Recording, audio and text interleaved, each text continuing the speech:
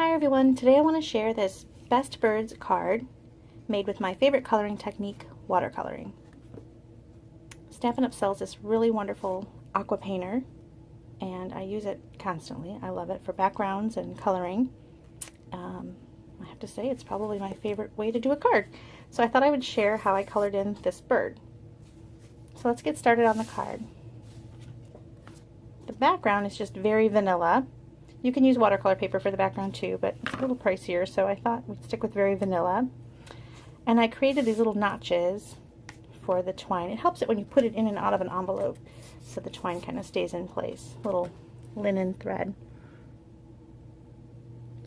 This grid paper is really awesome. It's something I keep on the desk. I do all my stamping on the grid paper.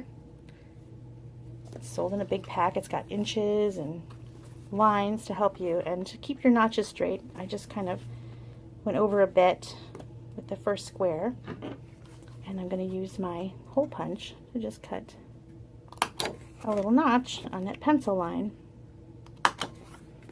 and there you have it. The background is part of the stamp set, which is one of the reasons why this stamp set is so awesome. It's got really great images, but also this really nice burlap muslin type background stamp, which is awesome. I'm going to stamp that in Crumb Cake.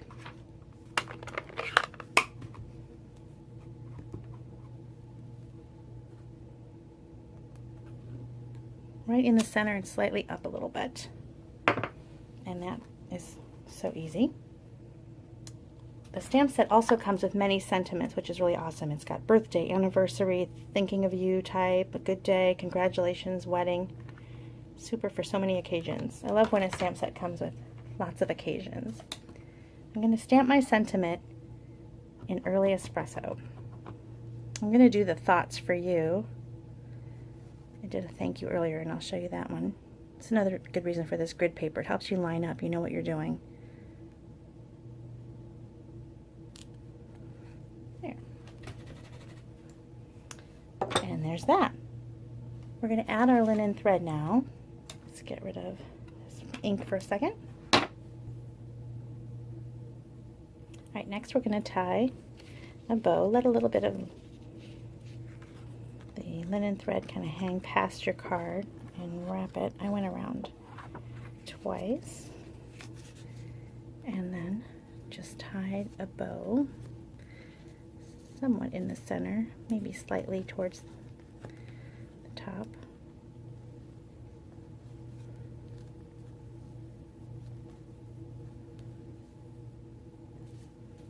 Go, and you can make it as big or small as you want, and then trim your ends a bit. There you go. So there's your background and your base of the card. Let's move on to the fun part, the watercoloring. Okay, there you go. We're going to start with the bird. I used Early Espresso. Now when you watercolor, our ink is a water-based ink and it will run unless you use an archival ink, which comes in the basic black and basic gray. I don't mind that this runs because we're going to do sort of a, we kind of want it to look a little watery, and I think it's going to look really pretty. So it's okay that the colors bleed a little bit, but if you want a real crisp edge to your watercoloring, you're going to want to use the archival ink. That was Early Espresso. This is Calypso Coral. And then for the branch, we're going to use markers.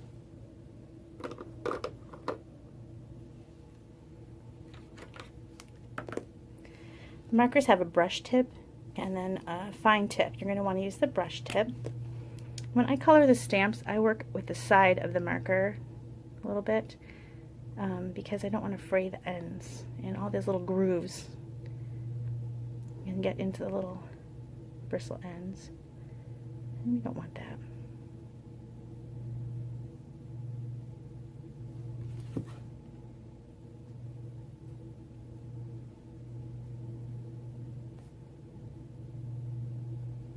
Okay, that is Garden Green. And we're going to add that early espresso to the branch.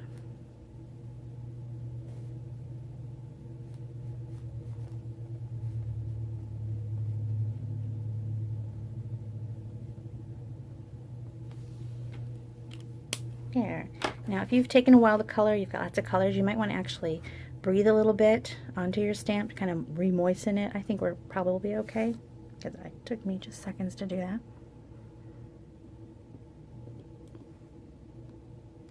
And there you go. So there's your images. Now let's color them in. I don't know if when you were a kid you had those little pieces of paper with little dots of color, and then you just used water to color them all in, all the little dots connecting. That's kind of what we're going to do with this flower. Sometimes you might want to use some ink, but I'm going to try, since I just stamped it, to see how that Calypso Coral ink is blending into the flower. And we didn't add any ink at all. And there you go. Now if you want to, you can add a little bit of ink, and I actually do like to, because I want it to really look watercolored. So I'm going to just kind of dab some ink right out of the lid. As you can see, I watercolor a lot, so my lids are all my ink looks like that. And you just kind of add a little bit. While we have this out, we're going to work on the bird's stomach. Now I don't want to make these little dots all turn into mud, so I'm going to work with an up and down sort of pattern. And my brush is a little wet. When it gets a little wet, you can go like that, or wipe it off with your finger like I just did. And you're going to work with an up and down motion to not bleed too much of the bird's little tummy feathers. There we go. There we go. And then I want the beak to be dark, so I'm going to make sure that I'm using a fairly dry brush and get a lot of ink in there. There. Okay. I'm going to actually add a little bit more Calypso Coral once this dries a minute. So we're going to go back to that. So to clean your brush, I'll just do that. It's another reason why I like these grid papers. Okay, I used a little bit of Pool Party just for some color. I happen to really love Calypso Coral and Pool Party, and so I added just a little bit. And again, I'm kind of going in a up and down because I don't want the Pool Party to get muddy. I just put a little bit near his face. I just wanted to highlight his face and give him a little color. I don't know if there's a real bird in nature with these colors, but I think it's really pretty. So I don't really care that there may not be a bird with these colors. There we go. So just adding a little touch. And again, I just kind of went with little up and down dotted motions. Okay, I'm going to let that dry, so I'm going to work on this branch. This is Garden Green.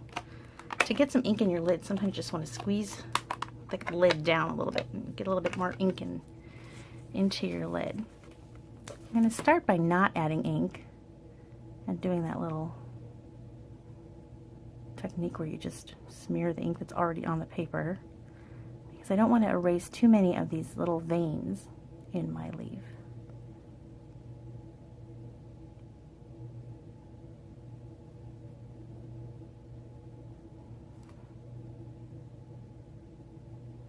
You want your brush to be kind of on the dry side.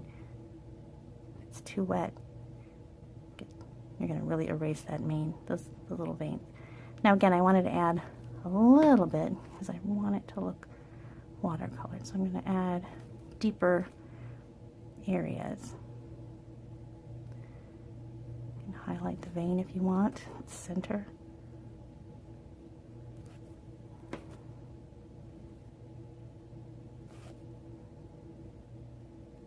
Okay, that's how I clean. Just go like this. You're good to go. Okay, now I colored. Remember, I stamped in early espresso, but I want to color in Crumb Cake.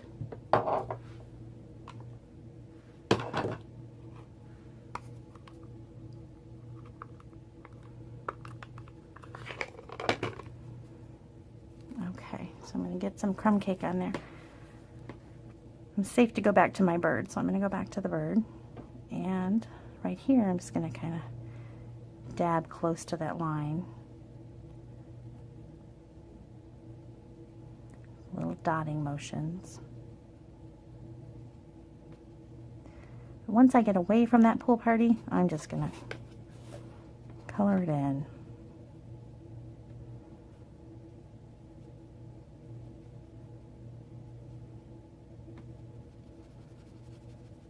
Go. You can work pretty quickly when you're not trying to be too close to another color. Okay, now again I want to add ink in some areas because I want it to look watercolored. I want it to look painted and hand done. So I'm going to add some texture, some darker areas, and you can let the stamp kind of tell you where those darker areas should be, like his little cheek, where his feathers meet.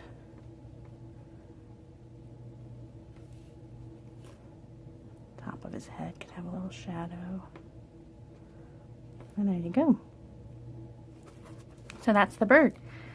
Now my brush is really dry, so I'm going to squeeze it a little bit. Get some water in there. As you can see, I constantly dry it on my fingers. I just kind of go like that. I'm a pretty quick watercolor. I like to just go for it.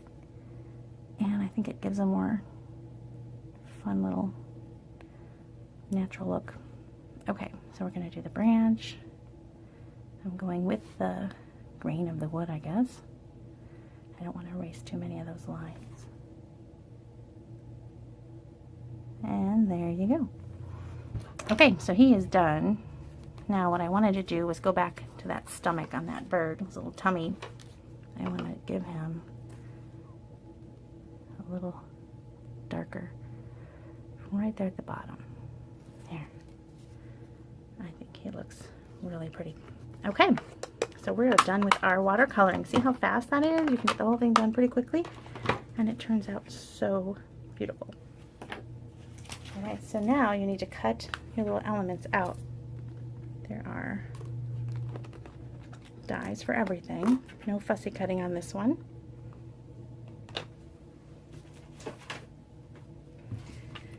Alright, so I've got the magnet platform, and you can see you can cut out all three at once if you gave yourself enough space.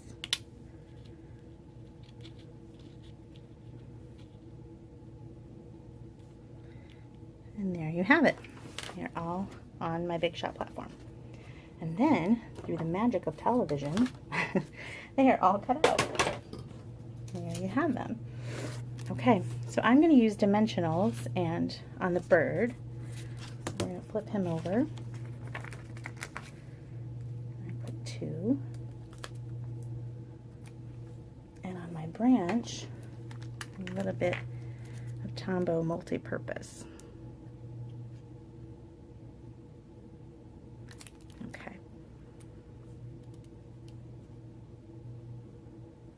Can't decide if I want the linen on top or the branch on top. I think I want the branch on top.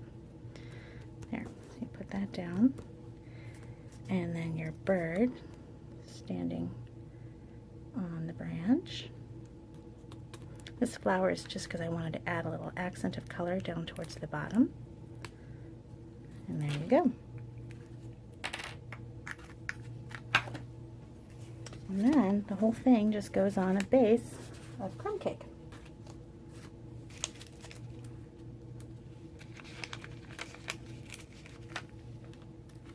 I don't know about you, but when I get to the bottom of these little edges, I just kind of tear them off.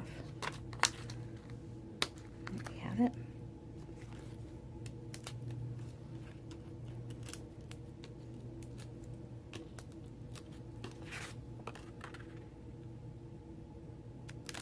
And there you go. Thoughts for you, a really pretty little bird. Here I did a happy birthday version. They all have an individual look to them. So pretty. Here's another version. The bird is done in the exact same way. It's a different bird. It's facing the opposite way. There's two cute little birds to watercolor in the set. there's also these little flowers that you can add to the branch. So if you want your branch to have more detail, these little flowers, and those have a die too, as well as these little berries. So it depends on your season. Really fun stamp set. Great for watercoloring, which I love to do. And I hope you enjoyed my projects. If you'd like, you can subscribe to my channel and you'll see some more. I think I did another bird project yesterday, and I have one more coming up. I made a really cute bird house that I'd love to show you. So that video will be coming, and I hope that you visit. My blog is bethspapercuts.com, and if you don't already have a demonstrator, I would love to earn your business. Thank you so much for watching.